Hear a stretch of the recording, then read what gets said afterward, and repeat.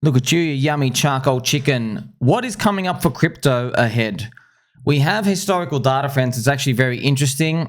Q4 is normally a fantastic year. So we're going to get right into it. You can see these columns here: September, Cocktober, November, and December. So obviously, Rectember is very poop, and so is August as well. You see a lot of reds here. As we move to Cocktober, there are a lot of greens.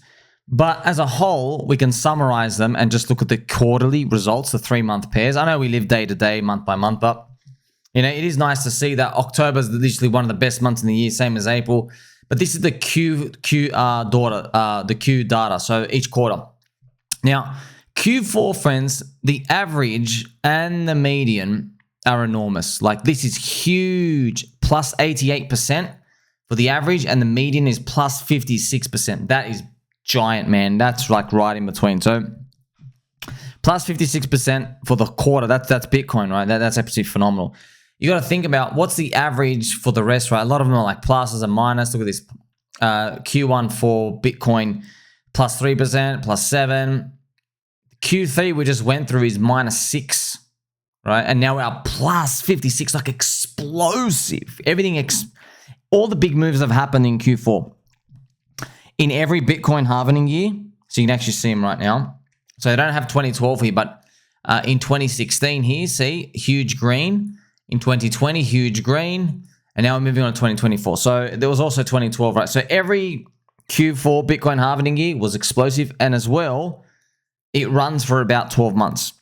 So the bull market Bitcoin tops at the end of the year after the Bitcoin halving year as well. So 2013, you had Bitcoin, as I will show you now. Bitcoin exploded huge, right? From $100 up to $1,000. And if we go back all the way back in time, you can see it right here.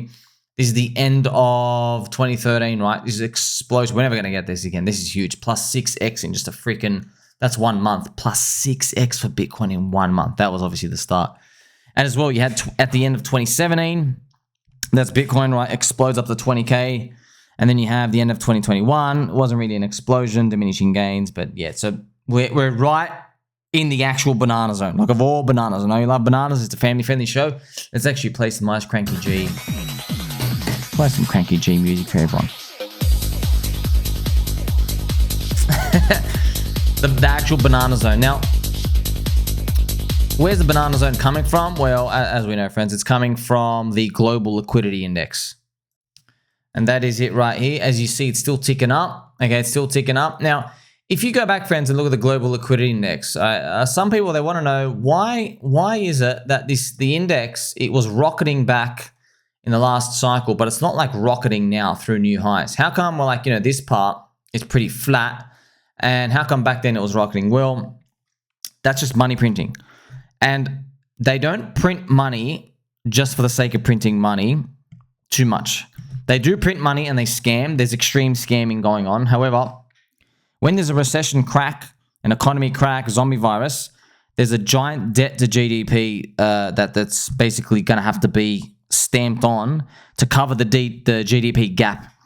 So GDP goes like minus 20%. So what they have to do is they have to print an enormous amount of the liquidity, pretty much just the money, they press the money printer, just to fill in the gap. And now they put in an excess on top of that, and then everyone goes wild, okay? However, we are no longer in these zombie virus times, aren't we? No, here's the thing. Okay, we believe something's coming. People think, okay, there's going to be a crack, something bad's going to happen. We know that. But I'm just sitting here wearing a Charmander hat telling you, look, we can think and we can feel a lot of things. But the facts are this. Right now, there's actually nothing there, okay? There's a slowing economy. Oil's going down. China's slowing down. Ghost cities, blah, blah, blah. Are they going to throw out fake UFO invasion? We'll see.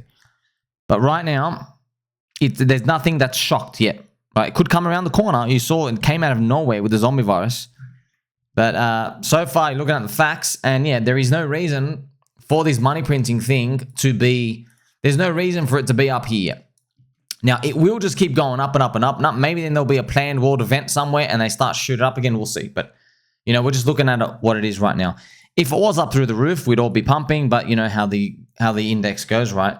So this is it. This city's rocketing part up here. That's because we had the zombie virus. Look what happened to the zombie virus here. See this? They started accelerating huge, basically just to cover everything because everybody had to just sit at home and then, you know, wait to see if they're going to make it out or not.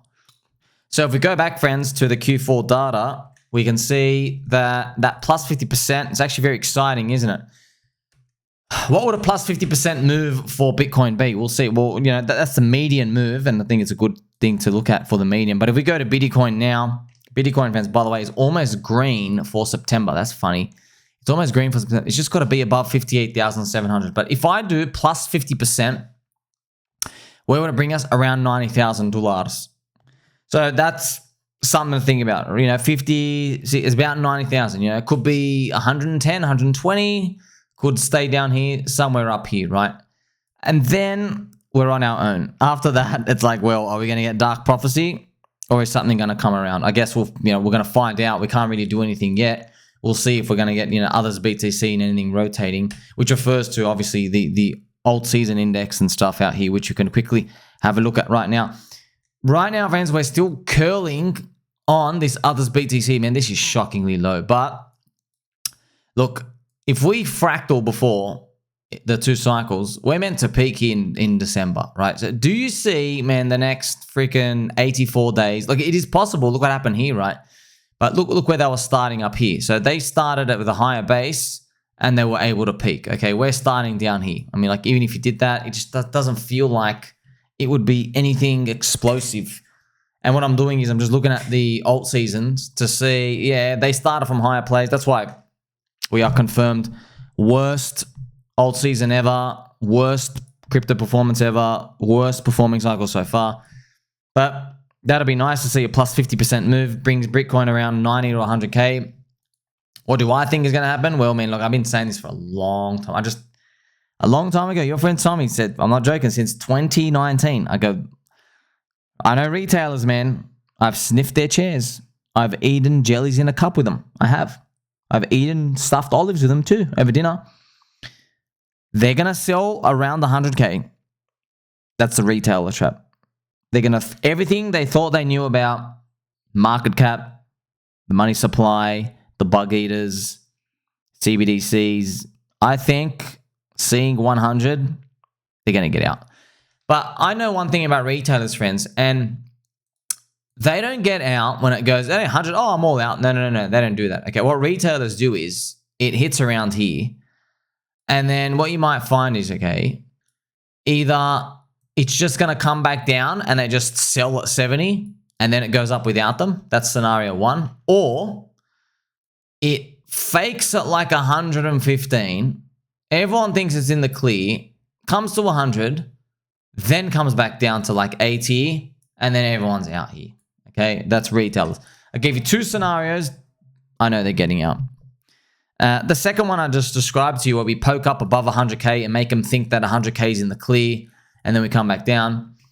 You know, that'll be an interesting one, because it's going to be so easy. Do you know how easy it is to psyops people to get them to sell their Bitcoin? You poke it above 100, and then you come back down, and you just blast everyone. Say, well, we got to 100. We're now rejecting off it. We can't even hold above 100. It's over.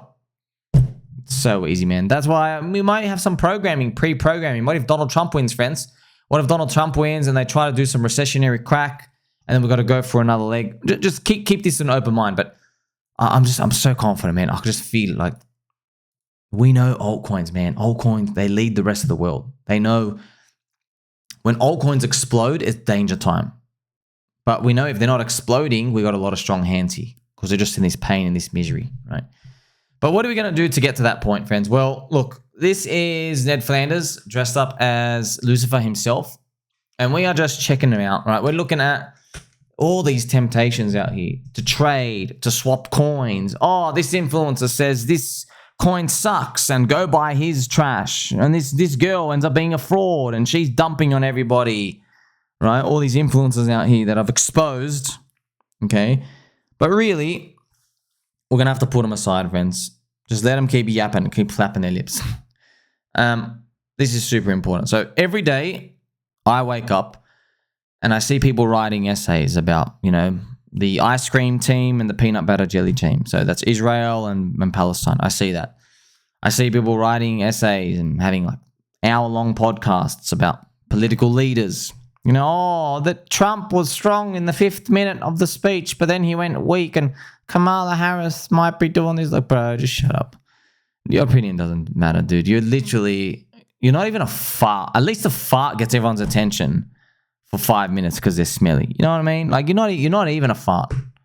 You're nothing. You're just an atom. One single atom. So irrelevant. That's most people, man. You gotta admit that's what we are, okay? People also want to write essays about Elon Musk and just all these other issues, friends. Like, I'm just, from the bottom of my heart, man, I want them to just think about it to yourself. If you're one of those people, you're probably not because you watch my channel, but if you know someone like this, send them this video, man. Like, you're irrelevant. You'll always be irrelevant in that regard. You are a pawn, P-A-W-N, for governments. You are a pawn for the big talking pieces out there. The deep state, the psyopses, the Coconut Intelligence Agency. This is how they all operate. They love having their tools yap for them.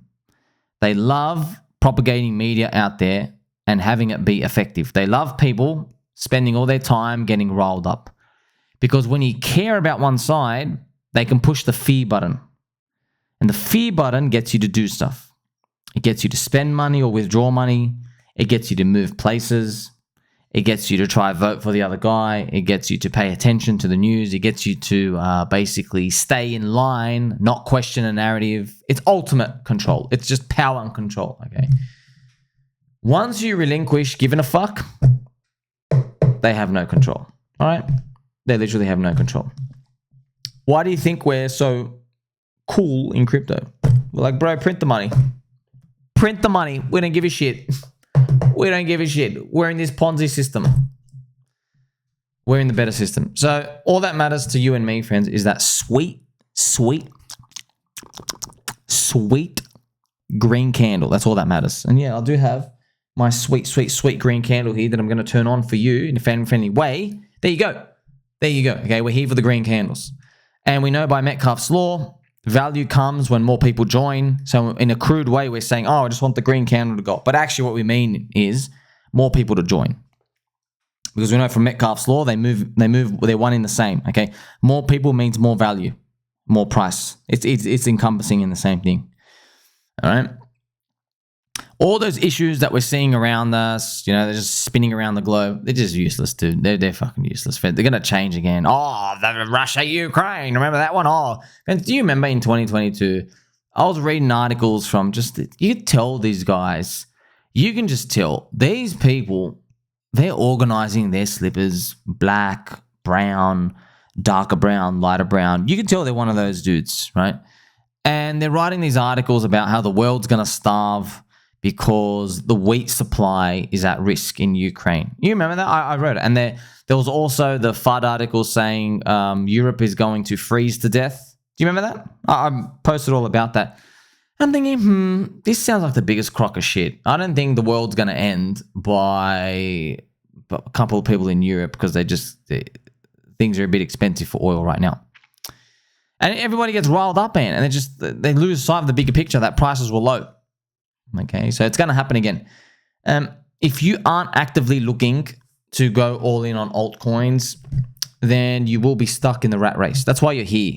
I know it's painful, man. I know it's so painful, friends. But look, if you designed a system to help the most amount of poor people, you would actually make it like crypto. And I hate to say it, man.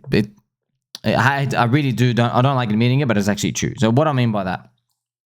Well, if you have $50 a week to DCA in, not even, you got $20 a week, just a small amount of money, you need the prices to be as low as possible for as long as possible, and then reprice higher. Lo and behold, welcome to the crypto industry. That's exactly what we do, isn't it? It is exactly what we do. Now, is it by chance? Is it by a divine intervention? Is it God? I don't know. But I'll tell you now, it helps the most amount of poor people if this Ponzi goes up again. It does. Because it gave the downtrodden of society a chance to throw in their money, their peanuts, every day, every week, every month, for like 36 months in a row. 3 years. A long time. And then when finally we're ready to just usher in the next wave of people, we reprice higher, and so begins the next cycle. Okay, so if you just keep going up forever, you don't let anybody in. And it's actually an unfair system. By the way, like, I'm not talking about this like, oh, let's all feel great because the prices go up. I'm not saying that at all. I want it to go up every 15 minutes of the day. I want every candle of the day to be green. Trust me. But I'm just letting you know, if you take a step back and you look back, this is how the system is. This is the best way for it to work for everyone, okay? Here are some facts as well, friends. Roca Negra now own Bitcoin. And they do. So one thing I know about Roca Negra, ultimate power and control, you're not retiring in their products in 18 months. Because you need like a 15 to 20x to retire. And then they have multiple billions of dollars in there. 15 to 20x makes them way, way, way too wealthy. It's literally impossible just to do that. They dwarf too many things. There's too many big players. And they relinquish control too much. So I know I'm talking about it like, you know, from a vague philosophical perspective, but it is true when you think about it. And also statistically. So you can't retire in their products in 18 months. What do you do? Well, you know, there are other coins besides Bitcoin and Ethereum. Maybe you've heard of them, or the altcoins that we're in. And you really should own crypto altcoins that aren't vetted by Wall Street. Obviously, not financial advice, blah, blah, blah. They can go to zero, you can lose all their money. Okay, sweet. But, you know, for the most part, friends, all these temptations. So Ned Flanders here talking to Homer is going to be like pushing you away to do all these things, right? What hurts me deep in the core, hurts, it really does hurt, friends, to touch my heart here and tweak my own nipples. It does hurt to say that Lucifer on the shoulder, they would now be telling people, buy Bitcoin. That sucks. Because it's Wall Street, man. It's literally bug eater squared. Friends, Satoshi made Bitcoin because Wall Street bribed the government with their tentacles in 2008 and said, hey, we're not going under. You're going to rob the purchasing power of the American people, bail us out, and then we're going to move on. Okay, so Satoshi said, all of you are corrupt bug eater scum. I'm going to make the best damn Ponzi in the world called Bitcoin, and I'm going to write a piece of paper, 2008. He releases it to the world. Okay, so it's just that I can't believe we are now here where I'm like, do I really have to remind everybody the reason why Bitcoin exists is because these people are so evil and corrupt? How come I need to remind people that? That was 5 years ago when I was coming to crypto, end of 2018. That was the stuff I was reading. They're like, hey, gather around, my friend. Bitcoin was invented because Wall Street and bug eater scum are out here and they're doing this. And I'm like, oh, good, good. Now I'm like, wait a minute, that voice is gone. Is that a sign of maturity and everything going up?